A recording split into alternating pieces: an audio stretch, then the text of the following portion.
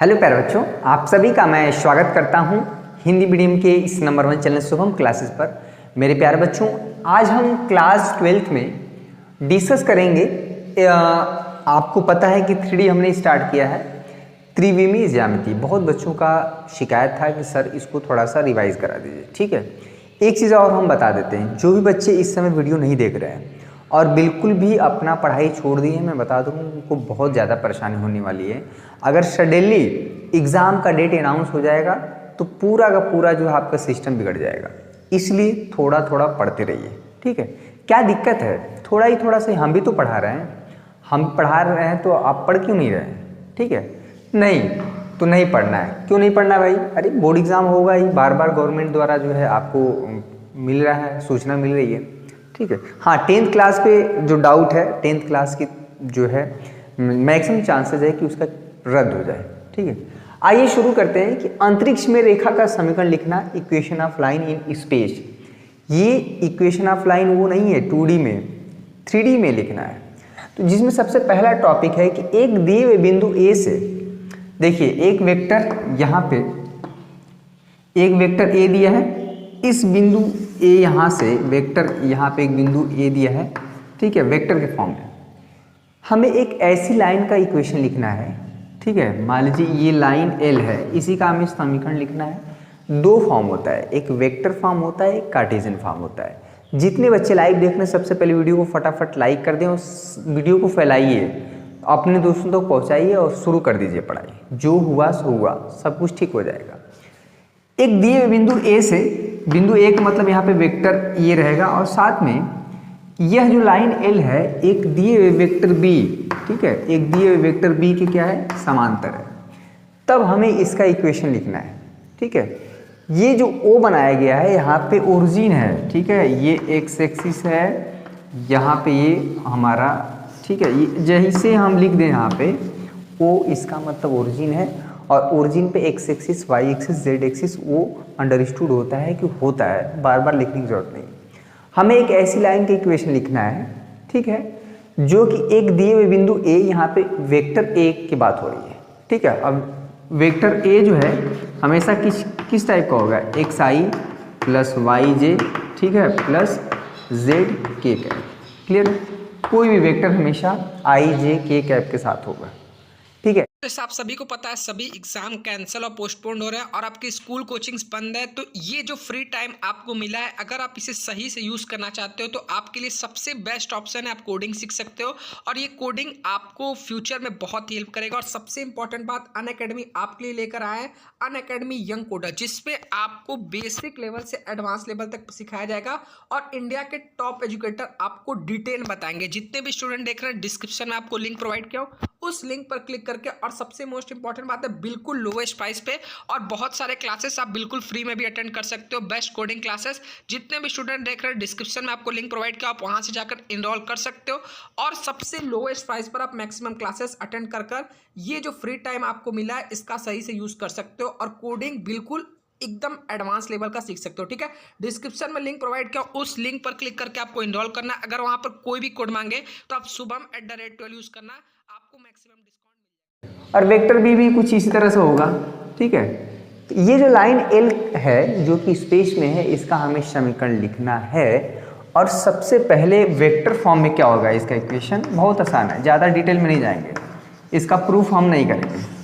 इसका जो इक्वेशन होगा बच्चा, आर इक्वल टू हो जाएगा ए प्लस लेमडा इंटू बी। बहुत इंपॉर्टेंट है ये। ठीक है, यहाँ पर वेक्टर ए आपको क्वेश्चन दिया रहेगा, वेक्टर बी भी आपको दिया रहेगा, जिसकी समांतर ये लाइन एल होगी। ठीक है, वेक्टर एक्स आई प्लस वाई जे प्लस जेड के कैप के रूप में होगा, क्वेश्चन में आपको मिलेगा। ठीक है, कॉन्सेप्ट समझ लीजिए, फार्मूले समझ लीजिए, उसके बाद बहुत आराम से सीखेंगे। बच्चे ने कमेंट किया कि सर आपकी क्लास बहुत छोटी हो चुकी है। देखिए, छोटी वाली बात नहीं है, आप बहुत ज़्यादा लेंदी क्लास इसमें नहीं पढ़ सकते हैं। ठीक, माहौल ऐसा है, इसलिए थोड़ा सही 20 से 25 मिनट अगर आप कंटिन्यू पढ़ते हैं तो बहुत बेहतर रहेगा। आर क्या है, तो यार यहाँ पे कोई भी एक ये जो वेक्टर होता है आर, ठीक है, इसको पोजीशन वेक्टर बोलते हैं। वेक्टर आर जो है हमेशा एक्स आई, ठीक है, प्लस वाई जे प्लस जेड के कैप होता है। ठीक है, और यहाँ पे x1 y1 z1 कर देते हैं, x1 i cap plus y1 j cap plus z1 k cap. Clear हुआ? तो ये है क्या, वेक्टर फॉर्म में। अब इसी का इक्वेशन लिखना कार्टेशियन फॉर्म में, कार्तीय रूप में, दोनों फॉर्म आपको आना चाहिए, बहुत इंपॉर्टेंट है ये। ठीक है, 500 लाइक होना चाहिए, 500 लाइक। जितने बच्चे लाइव देख रहे हैं सारे बच्चे कमेंट करके बता सकते हैं आप कि कैसा आपको सेशन लग रहा है, बिल्कुल ठीक लग रहा है कि नहीं। अगर आपको कोई दिक्कत परेशानी हैरानी है तो कहीं हम यहीं पे छोड़ देते हैं, पढ़ाने के लिए तो हम बहुत कुछ पढ़ा दिए, ऑलरेडी प्लेलिस्ट बना हुआ है। ठीक है, जो बच्चे शुभम क्लासेस ऐप नहीं इंस्टॉल किए इंस्टॉल कर लें, वहाँ से आप डेली वीडियो देख सकते हैं, थोड़ा थोड़ा करके। जिनकी तैयारी नहीं हुई थी पहले, बेहतर उनके पास समय है, उनके पास मौका है, वो चाहें तो बेहतर कर सकते हैं। चलिए ठीक है, इसी का इक्वेशन हम करेंगे कार्टेशियन फॉर्म में, कार्तीय रूप में। चलिए इसी लाइन का इक्वेशन लिखना कार्टेशियन फॉर्म में क्या है कि एक लाइन का इक्वेशन लिखना जो एक दिए हुए बिंदु से पास कर, तो वो उसका इक्वेशन हो जाएगा x माइनस x1 अपान में बच्चा a, ठीक है, y माइनस y1 अपान में b, ठीक है, z minus z1 by c। देखिए ये जो x1 y1 z1 है वो बिंदु है जिससे लाइन होके गुजर रही है। ठीक है, ये क्वेश्चन में आपको दिया रहेगा हमेशा x1, y1, z1 ये दिया रहेगा। ठीक है, जिससे लाइन होके गुजर रही है, जिसका हमें समीकरण लिखना है। और जो नीचे ए बी सी है उस लाइन का दिक् अनुपात है। ठीक है, ध्यान दीजिएगा, जहाँ पर एक पॉइंट समझ में आ गया तो बात बन जाएगी। ए बी एवं जो सी है बच्चा, उस रेखा का जिसका हमें समीकरण लिखना है क्या है, दिक् अनुपात है। ठीक है, अगर आपको दिक् अनुपात दिया है बच्चा तो आप दिक् अनुपात की सहायता से एल एम एन निकाल सकते हैं। और आपको हम बता दें कि हमेशा जो इक्वेशन में होता है वो एल एम एन ही होना चाहिए। अगर क्वेश्चन में बोल दिया है कि जहाँ पे ए बी सी रेखा का दिक् कोसाइन है तब तो ठीक है, अगर दिक् अनुपात बोला है तो आपको एल निकालना पड़ेगा। कल हमने बताया था एल निकालना पड़ेगा, एम निकालना पड़ेगा और एन निकालना पड़ेगा। ठीक है, ए अपान में 20, बी अपान में हमने कल बताया था। ठीक है, तो ये कार्टेशियन फॉर्म में रेखा का समीकरण है स्पेस में। और इसके पहले जो था r इक्वल टू, अब क्वेश्चन करेंगे तो क्लियर हो जाएगा, a plus lambda into b, ये हमारा कार्टेशियन फॉर्म में था। अगर आपको पूरा डिटेल में देखना है तो already Shubham classes app install कर लीजिए, वहाँ पे अपने मोबाइल नंबर या ईमेल आईडी द्वारा लॉगिन करके नीचे सबसे जाएंगे ना एप्लीकेशन में, वहाँ पे फ्री वीडियो आप देख सकते हैं, या प्लेलिस्ट में भी आप जाके देख सकते हैं। प्लेलिस्ट में भी 44 नंबर यानी अवकलन समाकलन का अलग हमने सेक्शन बनाया है और बाकी जो 56 नंबर का है उसका अलग। क्लियर हुआ? चलिए बहुत बढ़िया। आइए एक कॉन्सेप्ट और सीख लेते हैं, उसके बाद सीधे सवाल हल करेंगे। सवाल हम हल करेंगे, दूसरा जो है फार्मूला हम सीख लेते हैं। चलिए बच्चा, फार्मूला नंबर 3 जो है, दो दिए हुए बिंदुओं से होके जाने वाली रेखा का समीकरण। इसके पहले क्या था, एक बिंदु था और जो एक वेक्टर था जिसके समांतर लाइन थी।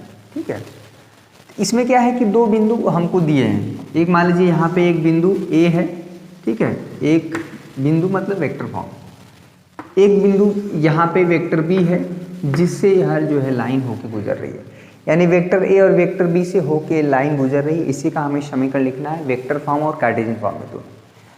तो क्या होगा, इधर बीच में एक आर हो जाएगा जिसको हम पी नाम देते हैं, वेक्टर आर।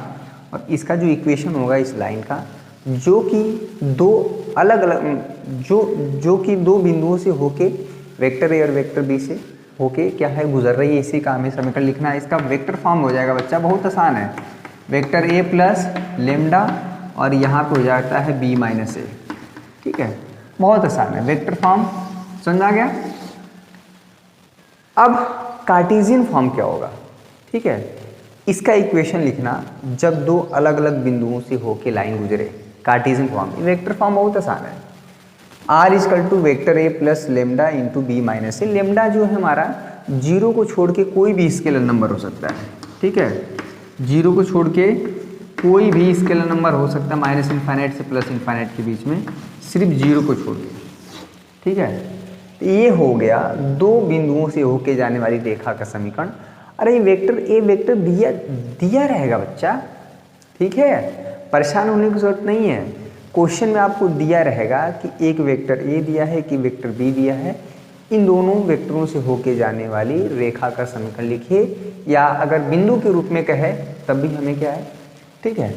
अगर यहाँ पे 2, 3, 5 लिखा गया है, ठीक है, 5 लिखा गया है, अगर हमको इसको वेक्टर फॉर्म में लिखना है ना, ये वेक्टर ए हमारा हो जाएगा, बस आई लगा दें 3j, ठीक है, प्लस 5k, ये होता है। तो वेक्टर फॉर्म से हम बिंदु के रूप में भी रिप्रेजेंट कर सकते हैं, अगर पॉइंट के रूप में है तो उसे वेक्टर फॉर्म में भी कन्वर्ट कर सकते हैं। समझ में? ये हो गया वेक्टर फॉर्म। इसका कार्टेशियन फॉर्म देख लीजिए, दोनों तरीका हमको पता होना चाहिए, दोनों तरीका। चलिए कार्टेशियन फॉर्म में देखिए, कार्टेशियन फॉर्म में लाइन का जो इक्वेशन लिखना है स्पेस में, दो अलग अलग बिंदु दिए हैं। बिंदु ए जिसका निशांक x1 y1 z1 है, एक बिंदु बी है जिसका निशांक x2 y2 z2 है। कोई ये भी कहे कि सर हमको ये समझ में नहीं आया, अरे बच्चा ये क्या है, अरे बिंदु जैसे 2, 5, 7 दिया रहेगा, इसमें क्या है -2 कुछ ऐसे दिया रहेगा x2 y2। हम इन जनरल बात कर रहे हैं, यानी फार्मूला जब हम लेके चलते हैं तो इन जनरल इन्हीं दोनों बिंदुओं से होके एक लाइन गुजर रही है बच्चा, ठीक है, ये लाइन L है और इसी का हमें समीकरण लिखना है। इन दोनों बिंदुओं से होकर गुजर रही है line. Cartesian form, vector form हो गया। कार्टेशियन फॉर्म क्या होता है, तो इसका जो इक्वेशन होगा, सबसे पहले हमको पता है कि इस लाइन का ABC क्या होगा, दिक् अनुपात। अगर दो बिंदु से होके कोई लाइन गुजरती है बच्चा, दो अलग अलग बिंदु, तो उसका दिक् अनुपात बहुत आसानी से निकाला जा सकता है। कैसे? x2 - x1 करके, ठीक है, x2 - x1 क्लियर हुआ, यहाँ से y2 - y1 और क्या है z2 - z1। अगर दो अलग अलग बिंदु दिए हों और दोनों बिंदुओं से होकर गुजरने वाली कोई लाइन है, तो उस लाइन का दिक् अनुपात यानी डायरेक्शन रेशियो हम बता सकते हैं, जिसको हम ABC से रिप्रेजेंट करते हैं। अगर ABC पता चल गया तो इस लाइन का हम क्या कर सकते हैं, इक्वेशन लिख सकते हैं। और क्या होगा equation, x - x1 a, clear हुआ, y - y1 b, और क्या है बच्चा, z - z1 c। ये x1 y1 z1 की जगह आप चाहे तो x2 y2 z2 भी कर सकते हैं, यू आर फ्री, ठीक है। आप चाहे तो इन दोनों में से किसी एक बिंदु से आप पास करा दीजिए, यानी x1 y1 z1 पहले बिंदु से कराएं, या किसी बच्चे ने कहा कि नहीं यार हम तो क्या करेंगे x - x2 a, ठीक है, y - y2 b और z - z2 यहाँ पे c। यहाँ पे इम्पोर्टेंट क्या है, ABC, यानी ये जो लाइन गुजर रही है ना, जो रेखा जा रही है, इसका दिक् अनुपात डायरेक्शन रेशियो काफ़ी इंपॉर्टेंट रोल निभाएगा, ठीक है। और कल ही हमने बताया था कि दो बिंदुओं से अगर कोई लाइन होकर गुजर रही है तो उसका दिक् अनुपात बहुत आसानी से निकाला जा सकता है, x2 - x1। कल वाला सेशन नहीं जाके देखें, देखिए, समझिए, सीखिए। ये कोई ज़रूरी नहीं कि आपके बोर्ड एग्ज़ाम तक ही सीमित है, आगे जब आप फर्दर पढ़ाई करेंगे तो बहुत काम आने वाला है, ठीक है। चलिए, बहुत बढ़िया। एक कॉन्सेप्ट और जो कि आपको हर साल सवाल मिलते हैं यहाँ से, दो लाइन दी हुई और उनका जो है दोनों लाइन के बीच में कोण बताना, बहुत ही इंपॉर्टेंट है। चलिए नेक्स्ट फार्मूला देख लीजिए, और क्वेश्चन भी हम लोग करेंगे, क्वेश्चन को ढेर सारा करेंगे।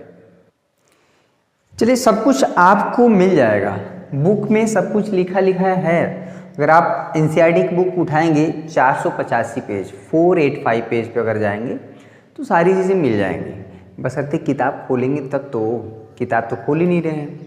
किताब खोलना मतलब आप एकदम शाम को मैच, IPL देखते हैं तो IPL देखते होंगे, दिन भर मूवी, या फिर गांव पे तो काम भी वैसे नहीं, इस समय कम गेहूँ कटाई गया है, कुछ नहीं, नल्ले पड़े हैं, तो थोड़ा बहुत पढ़ लीजिए ना, शाम सुबह उठिए 1 घंटा पढ़ लीजिए, शाम को 1-1.5 घंटा 2 घंटा, इतना बहुत है अभी फिलहाल। दो रेखाओं के बीच का कोण हमें बताना बहुत ही इंपॉर्टेंट है, और यहीं से हम पता करते हैं कि दो रेखाएं कब समांतर होती हैं, दो रेखाएं कब एक दूसरे के लंबवत होती हैं, परपेंडिकुलर होती हैं इंग्लिश में, ठीक है, बहुत इंपॉर्टेंट है। और कब दो लाइन एक दूसरे के ऊपर ओवरलैप करती हैं, ठीक है। अगर मान लीजिए एक लाइन L1 है बच्चा, ठीक है, L1 कैपिटल कर देते हैं, एक लाइन L1 है और एक दूसरी लाइन यहाँ पे L2 है, स्पेस में है ये सब हम भले यहाँ पे बोर्ड पर बना दे रहे हैं, लेकिन ये लाइन सब स्पेस में है। इन्हीं दोनों लाइन के बीच में कुछ एंगल होगा, ये दोनों लाइन है, ठीक है, थीटा है, ठीक है। तो पहली वाली लाइन जो है, कोई भी लाइन बिना दिक अनुपात या दिक कोसाइन की नहीं हो सकती। तो पहले वाली लाइन का मान लेते हैं दिक अनुपात क्या है, A1 B1, ठीक है, C1 है, और दूसरी वाली जो लाइन का दिक अनुपात है मान लीजिए A2 B2, C2 है। कोई भी लाइन जो है दिक अनुपात जरूर होगा। तो पहले वाली लाइन का हमने मान लिया दिक अनुपात A1 B1 C1 है, दूसरी वाली लाइन का दिक अनुपात A2 B2 C2 है। किसी ने कहा सर आप दिक अनुपात ही क्यों ले रहे हैं, दिक कोसाइन क्यों ले रहे हैं? तो हमको पता है कि दिक अनुपात अगर दिया हो तो दिक कोसाइन निकाल सकते हैं, ठीक है। इन्हीं दोनों लाइन के बीच में जो एंगल है बच्चा, फार्मूला होता है cos थीटा इक्वल टू, देखिएगा A1 इंटू A2, ठीक है, B1 इंटू B2, बहुत आसान फार्मूला है, सभी लोग नोट करें, C1 इंटू C2।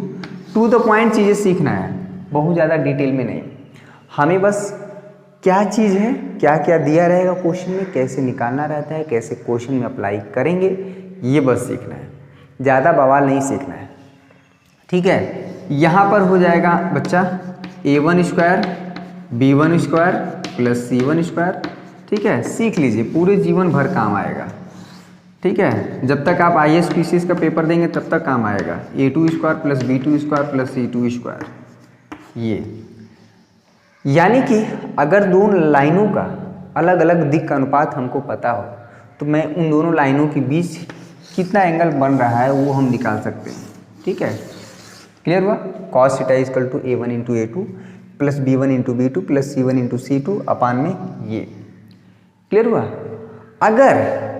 अगर यहाँ पर A1 B1 C1 न देके, ध्यान दीजिएगा, अगर हम बात कर रहे हैं, कंडीशन है, अगर A1 B1 C1 न देके बच्चा, क्वेश्चन में अगर दोनों लाइन का दिक कोसाइन दे दे, डायरेक्शन कोसाइन दे दे, मान लीजिए इसका L1 दे दिया, इसका M1 दे दिया, यहाँ पे N1 दे दिया, दूसरी लाइन है इसका L2, ठीक है, और यहाँ पे क्या है M2, क्लियर हुआ, और यहाँ पे है N2। L1 M1 N1 पहली लाइन का दिक कोसाइन है, डायरेक्शन कोसाइन, दूसरी वाली लाइन L2 M2 N2 दूसरी वाली लाइन का क्या है, दिक कोसाइन है, ठीक है। तब इस केस में देखिएगा, क्वेश्चन में आपको देखना पड़ेगा कि क्या चीज़ दिया है, दिक अनुपात दिया है कि दिक कोसाइन दिया है। तब दोनों लाइन के बीच में एंगल, दोनों लाइन के बीच में जो कोण होगा, फार्मूला क्या होगा, वही है, कुछ नहीं, L1 into L2 plus M1 into M2 plus N1 into N2 अपान में अंडर रूट, वही सेम चीज़, L1 square plus M1 square plus N1 square into, ठीक है, सेम तरह से। एक अंतर है वो अभी बता रहे हैं, L2 square plus M2 square plus N2 square. Clear हुआ? अभी तक अगर आपको जो भी चीज़ें क्लियर न हुई हो पूरे जीवन भर में, अभी अब आपको क्लियर हो जाएगा। आप भी कहेंगे कि क्या सर आपने बता दिया। हमको पता है कि ये चीज़ हमेशा होल्ड होता है, L square plus M square plus N square equal to 1 होता है। किसी भी लाइन के लिए उनकी दिक कोसाइन के स्क्वायर का जो सम होता है 1 होता है। यानी ये जो अंदर है ये चीज़ पूरा 1 होगा और ये जो है अंदर इसका मान 1 होगा, ठीक है। डायरेक्ट बच्चे क्या है, आपकी दिक्कत क्या है हम बताएं। आप चाहते हैं कि परीक्षा में सवाल आए और मैं कर ले जाऊँ, ना हमको फार्मूला तैयार करना पड़े, ना कॉन्सेप्ट सीखना पड़े। जबकि मैं बार बार फोकस करता हूँ कॉन्सेप्ट पे, फार्मूले पर, कि फार्मूले में क्या चीज़ दिया रहेगा, कैसे निकालना है, कहाँ से आएगी चीज़ें, ठीक है। तो अगर इसकी वैल्यू 1 है, इसकी वैल्यू 1 है, अंडर रूट में 1 का मान क्या होता है 1 हो जाता है। तो फाइनली क्या हो जाएगा, cos theta equal to L1 into L2, ठीक है, M1 into M2 plus N1 into N2, ये हो जाएगा। अगर दोनों लाइन का दिक कोसाइन दिया है, ठीक है, तो हमें दोनों लाइनों के बीच में जो एंगल है L1 into L2 plus M1 into M2 plus N1 into N2 रहेगा। ठीक है, ये आप नोट कर लीजिए। 99% केस में आपको हमेशा A1 B1 C1 ही दिया रहेगा। क्या दिया रहेगा A1 B1 C1। अलग बात है, आपको थोड़ा सा ध्यान देना पड़ेगा क्या दिया है। क्लियर है? दूसरी वाली लाइन का दिक् का अनुपात है A2 B2 C2। ठीक है, इतना नोट कर लीजिए। नोट कर लिए होंगे, आपके बुक में भी दिया है, बशर्ते आपको समझना चाहिए। कुछ पॉइंट है बच्चों, नोट कर लीजिए, बहुत ही इंपॉर्टेंट है। क्या है कि यदि theta is equal to 90 degree, यानी अगर दोनों लाइन एक दूसरे के परपेंडिकुलर हों, यानी L1 परपेंडिकुलर टू L2, यानी दोनों लाइन लंबवत हों, परपेंडिकुलर हों, तो क्या कंडीशन है? सबको पता है अगर थीटा यहाँ पर 90 डिग्री रखें तो cos 90 डिग्री का मान कितना होता है? 0। ठीक है, ये 0 हो गया, और 0 में ये जो नीचे वाला पोर्शन है पूरा मल्टीप्लाई कर देंगे तो 0 आ जाएगा। तो यहाँ से कंडीशन निकल के आता है बच्चा A1 into A2 plus B1 into B2 plus C1 into C2 equal to 0। ठीक है, ये है, ये वाइस वर्सा है, यानी कि यहाँ पे थीटा इक्वल टू 90 डिग्री। क्या मतलब है कि अगर दो लाइन परपेंडिकुलर हैं तो A1 into A2 plus B1 into B2 plus C1 into C2 equal to 0 होता है अगर थीटा 90 डिग्री है। ठीक है, अगर A1 into A2 plus B1 into B2 plus C1 into C2 equal to 0 आता है तभी हम कहेंगे कि दोनों लाइन क्या है? परपेंडिकुलर है। क्लियर हुआ? L1 परपेंडिकुलर टू L2, दोनों एक दूसरे के वाइस वर्सा है।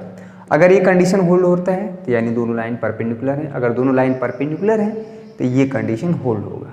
ठीक है, अब पैरेलल के लिए क्या कंडीशन है कि अगर दोनों लाइन पैरेलल हैं, समांतर हैं, यानी थीटा इक्वल टू 0 है। Case number second. ठीक है, केस नंबर सेकेंड, अगर थीटा 0 है, कहने का मतलब है कि दोनों लाइन समांतर। अगर दो लाइन पैरेलल होती हैं बच्चा ना, दो लाइन पैरेलल होती हैं तो थीटा क्या होता है? 0 होता है। एंगल तभी बनता है जब दो लाइन एक दूसरे को कट करती हैं, इंटरसेक्ट करती हैं। अगर दो लाइन समांतर हैं तो कभी भी कोण नहीं बनता है। ठीक है, तो अगर दो लाइन समांतर हैं तो बच्चा A1 अपान में A2, B1 अपान में B2, ठीक है, इक्वल टू यहाँ पे C1 अपान में C2, ये हमारा इसका अनुपात है। यानी दोनों लाइन का जो दिक् अनुपात है वो समान होना चाहिए, एक फिक्स नंबर आना चाहिए। ठीक है, A1 अपान में A2, B1 अपान में B2, C1 अपान में C2 अगर बराबर आता है तो ये हमारा क्या होगा बच्चा? थीटा 0, यानी दोनों लाइन के बीच में, यानी कुछ लाइन इस तरह से हो जाएगी L1A L2A। ठीक है, थीटा हमारा हो जाएगा 0। दो लाइन पैरेलल होंगी तब हमारा ये कंडीशन होल्ड होगा, परपेंडिकुलर होंगी तो ये कंडीशन होल्ड होगा। समझ में आ गया? तो ये बहुत ही इम्पॉर्टेंट चीज़ था जो कि दो रेखाओं के बीच में कोण हमेशा पूछा जाता है। सवाल बनते हैं, इतना ढेर सारी चीज़ें क्लियर हो गई कि नहीं हो गई? बहुत बढ़िया। अब एक छोटा सा पॉइंट होगा कि दो लाइन के बीच में शॉर्टेड डिस्टेंस, इस पे तो मैंने बहुत क्वेश्चन करा दिया है। 8 नंबर का सवाल हर बार पूछा जाता है, उसका ऑलरेडी प्लेलिस्ट में एक वीडियो बना हुआ है। एक या दो, जब भी हम शुरू करते हैं 8 नंबर का सवाल तब ये जरूर करवाते हैं कि दो लाइन के बीच में शॉर्टेड डिस्टेंस कितना होता है। ठीक है, शॉर्टेड डिस्टेंस, दोनों लाइन को प्लेनर नहीं है, यानी अलग अलग प्लेन में है। समझ में आया? तो इतना फार्मूला थोड़ा दिमाग में बैठाइए और हम कल सिर्फ और सिर्फ सवाल को हल करेंगे, क्वेश्चन हम लोग डिस्कस करेंगे कल। अभी तक आपने जो पिछला लेक्चर, जस्ट इसके पहले वाला लेक्चर नहीं देखा है तो जाके देखिए, और आज का भी लेक्चर काफ़ी इम्पॉर्टेंट है। ठीक है, किस पॉइंट ऑफ व्यू से? कॉन्सेप्ट के, फार्मूले से, और आपके जो बोर्ड एग्जाम में सवाल बनेंगे वो हम लोग कल डिस्कस करेंगे। तो आई होप ये सेशन ज़रूर अच्छा लग रहा होगा। बहुत बेसिक चीज़ है, अगर आप नहीं जानते हैं तो जान लीजिए। आई होप आपको ये सेशन पसंद आया होगा। पसंद आया तो वीडियो को जरूर लाइक करिएगा। 500 लाइक, और चैनल पर नए हैं तो चैनल को सब्सक्राइब करके बेल आइकन को दबा लीजिएगा। साथ में जल्द ही हम लोग 2022 का भी बैच लॉन्च करने वाले हैं। ठीक है, तो आई होप कल मिलेंगे इसी जोश जुनून के साथ। तब तक के लिए आप सभी का बहुत बहुत शुक्रिया। जय हिंद, जय भारत।